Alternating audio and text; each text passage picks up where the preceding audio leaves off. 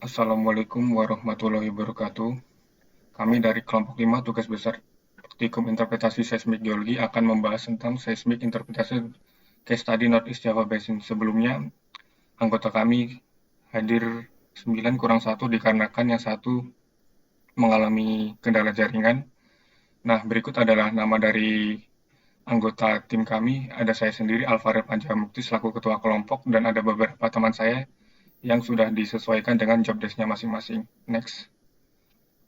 Nah, berikut merupakan map dari cekungan di Jawa, dan yang beranotasi persegi merah merupakan area dari cakupan cekungan Jawa Timur Utara. Next. Nah, berikut adalah basin map dari cekungan Jawa Timur Utara. Cekungan Jawa Timur Utara ini terletak di bagian ujung selatan Keraton Sunda. Cekungan ini berumur Eosen yang terbentuk sebagai cekungan busur belakang atau backup basin yang berasosiasi dengan busur volkanik di selatan. Next. Nah, berikut adalah stratigrafi yang akan dijelaskan oleh teman saya.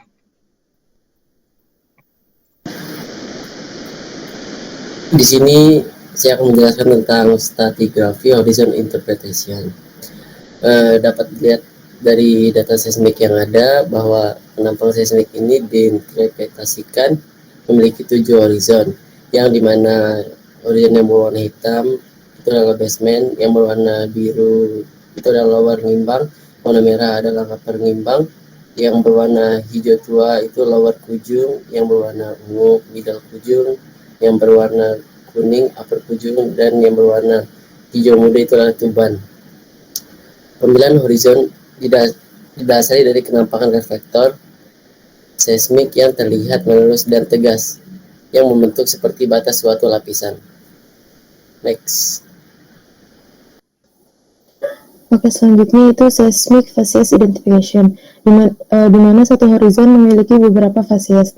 Facies 1 memiliki reflection amplitude dan frekuensi berupa low dengan reflection continuity berupa diskontinuitas, serta terdapat internal reflection konfigurasi berupa lower concordance dan bounding relationship berupa chaotic, di mana pada fase 1 ini merupakan termasuk dalam basement. Yang kedua itu ada seismic facies 2A dan 2B. Kedua fases tersebut dapat dibedakan pada bagian internal reflection konfigurasi. Pada 2A termasuk dalam erosional truncation dengan bounding relationship berupa homocliniforms yang dapat terbentuk pada daerah dangkal tipikal antara delta dengan energi yang sedang. Sedangkan pada 2B merupakan lower concordance dengan bounding relationship berupa chaotic, dapat terjadi pengendapan dengan energi tinggi atau dapat terjadi deformasi setelah proses sedimentasi. Berikutnya itu ada seismic facies 3A dan 3B yang dapat dibedakan pada internal reflection konfigurasi. Pada 3A berupa toplet dengan bonding relationship berupa paralel yang disebabkan oleh pengendapan sedimen dengan kecepatan yang seragam. Sedangkan pada 3B termasuk ke dalam downlap dengan bonding relationship berupa homocliniforms yang dapat terbentuk pada daerah yang dangkal dengan energi sedang. Selanjutnya itu ada seismic facies yang keempat, memiliki reflection amplitude dan frekuensi berupa height dengan termasuk dalam continuous, serta terdapat internal reflection konfigurasi berupa erosional truncation serta bounding relationship berupa divergent, di mana dapat terbentuk karena terdapat permukaan yang miring secara progresif selama proses sedimentasi.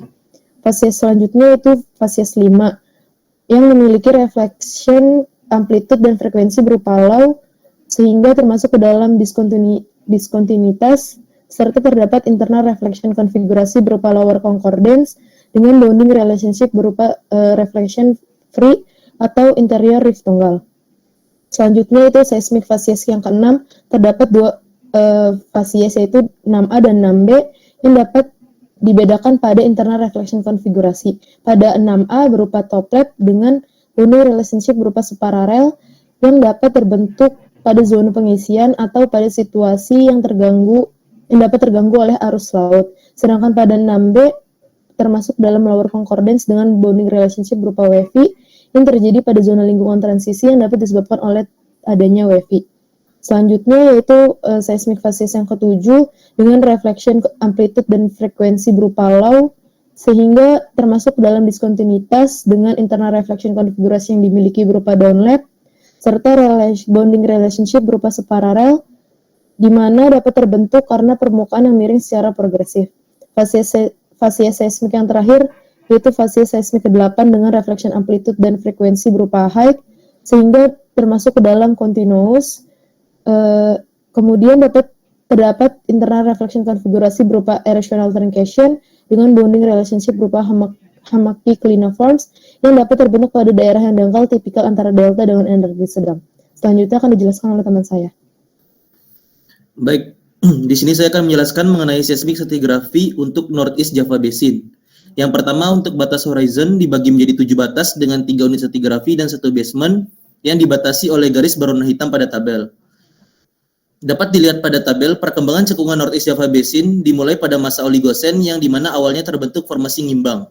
Formasi ini memiliki umur awal Oligosen hingga pertengahan Oligosen dan secara umur pembentukan terjadi pada saat fase regresif. Dari penjelasan sumber tersebut, maka diinterpretasikan bahwa formasi ngimbang pada Oligosen akhir telah menipis atau pinch out. Formasi ngimbang ditandai dengan batas berwarna biru dan merah serta masuk ke dalam unit 1. Selanjutnya ke bagian atas, terdapat batas horizon berwarna hijau yang masuk ke dalam unit 2 diinterpretasikan sebagai formasi kujung, tepatnya lower kujung. Formasi lower kujung terendapkan di bagian atas formasi ngimbang dengan litologi limestone, dapat dilihat pada tabel. Pembentukan formasi kujung terbentuk pada saat masa Miocene awal. Formasi kujung muda dan tua juga identik dengan pertumbuhan lard benthic dan juga planktonik foraminifera. Dalam formasi kujung tua disebut sebagai fitur patch reef. Sekuen formasi ini menurut jurnal diendapkan pada waktu kondisi transgresi. Selanjutnya akan dilanjutkan oleh teman saya Dimas. Pada kode 2 yang berwarna merah terdapat formasi middle dan upper ujung dengan batuan limestone dengan umur early Miocene. Pada waktu tersebut terdapat peristiwa geologi berupa South China Sea spreading east-west, back arc orientation, kemudian ada India-Asia collision, dan Sundaland rotation.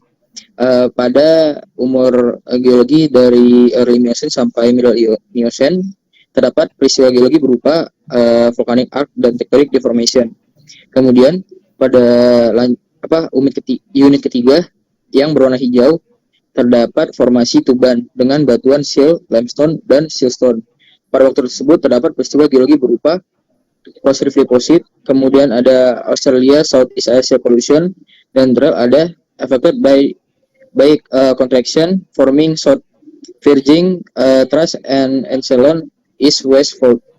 Next, kemudian selanjutnya dijelaskan oleh teman saya.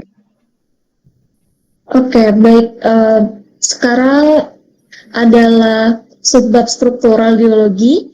Ini merupakan peta struktur regional cekungan Jawa Timur Utara. Selanjutnya merupakan hasil interpretasi struktural pada data seismik di cekungan Northeast Java Basin. Nah, tanda berwarna merah ini menandakan bahwa terdapat struktur berupa sesar yang berkembang. Selanjutnya untuk panah berwarna hitam menunjukkan arah gerak dari blok sesar.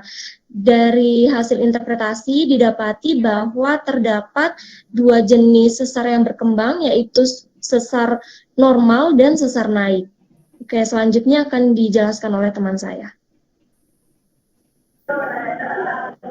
Ya baik, Northeast Java Basin merupakan suatu cekungan yang terletak di belakang busur vulkanik Kepulauan Jawa atau dapat digolongkan ke dalam tipe Bekas Basin.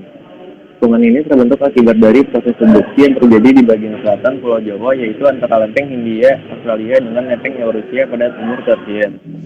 Berikut merupakan sejarah deformasi, yaitu pada tektonik pertama berumur Eosen hingga Oligocene. Pada akhir Kapur merupakan proses utama pembentukan wilayah Pulau Jawa, di mana ditandai dengan adanya Meratus Trend yang berkembang sampai ke bagian Jawa Tengah. Kemudian berlanjut kepada proses Paleogen extensional rifting, di mana proses ini terbentuknya sesar-sesar geser menganan pada Krasno Singda akibat dari peristiwa subduksi lempeng hingga dengan lempeng Eurasia. Tektonik ekstensi membentuk half gradient system yang merupakan fase pertama rifting. Tektonik kedua terjadi pada Oligocene hingga Miocene. Fase tektonik kedua terjadi pada awal Neogen yang dikenal sebagai Neogen compressional venting, yang mana ditandai dengan adanya pembentukan sesar-sesar geser akibat gaya kompresif dari subduksi lempeng Hindia. Sebagian besar pergeseran sesar ini merupakan relaksasi dari sesar normal yang telah terbentuk pada periode Paleogen.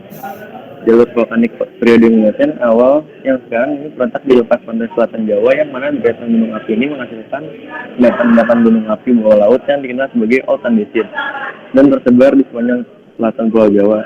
Dari proses ini juga menghasilkan pola struktur yang sifatnya kompresional. Fase tektonik akhir yang terjadi pada cekungan ini pada Pliocene hingga Pleistocene, di mana terjadi proses kompresi kembali dan membentuk jebakan hidrokarbon yang bertipe struktural berupa perlipatan dan sesar anjak. Periode akhir dari tektonik ini merupakan wilayah yang ideal untuk hidrokarbon terakumulasi dikarenakan pada umur ini banyak perangkap atau jebakan hidrokarbon yang terbentuk. Next. Oke, selanjutnya pada bagian fault timing di Northeast Java Basin terdapat 4 struktur, yaitu RMKS fault dengan tipe sesar sinistral strike slave fault dengan umur neogen dan dihasilkan oleh tektonik kompresional.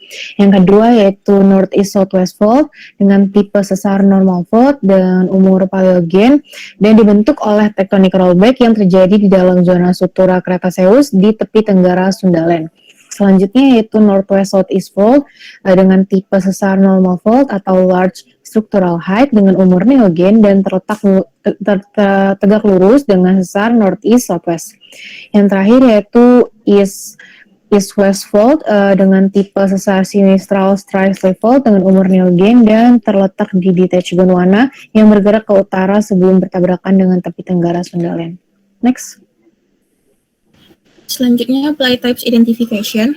Pada plate types pertama dari cekungan ini terdapat source rocks yang terdiri dari batuan pasir dan karbonat yang berada pada formasi Nimbang dan Pujung yang ditandai dengan warna merah dan hijau. Migration terjadi pada Miocene tengah hingga Miocene atas dan berlanjut dari Pliocene tengah hingga Risen. Sementara migrasi sekunder yang mungkin saja terjadi, yaitu terjadi setelah periode Plio hingga Pleistocene. Reservoir dari plate types ini terletak pada formasi ngerayong dengan trap berupa sesar dan sel pada formasi ledok. Next. Plate types kedua dari cekungan ini terdapat source rock yang terdiri dari batu pasir yang berada pada formasi Nimbang dan migration terjadi pada Miocene tengah hingga Miocene atas dan berlanjut dari Pliocene tengah hingga Risen. Untuk migrasi sekunder yang mungkin saja terjadi, yaitu terjadi pada periode Plio hingga Pleistocene. Reservoir dari plate types kedua ini terletak pada formasi Tuban dengan trap berupa sesar dan lipatan, sementara sel pada formasi Mundu. Kedua plate types ini juga memiliki resiko migrasi sekunder dengan opportunity berupa akumulasi hidrokarbon yang cukup banyak. Selain itu, cekungan ini juga memiliki daya tarik yang cukup besar karena plate types ini masing-masingnya memiliki akumulasi dan potensi hidrokarbon yang besar. Next. Nah, berikut adalah referensi yang kita ambil dan kita kutip dari berbagai macam jurnal, paper, dan publikasi. Sekian dari presentasi dari kelompok 5 terkait Northeast Java Basin. Kurang lebihnya kami mohon maaf.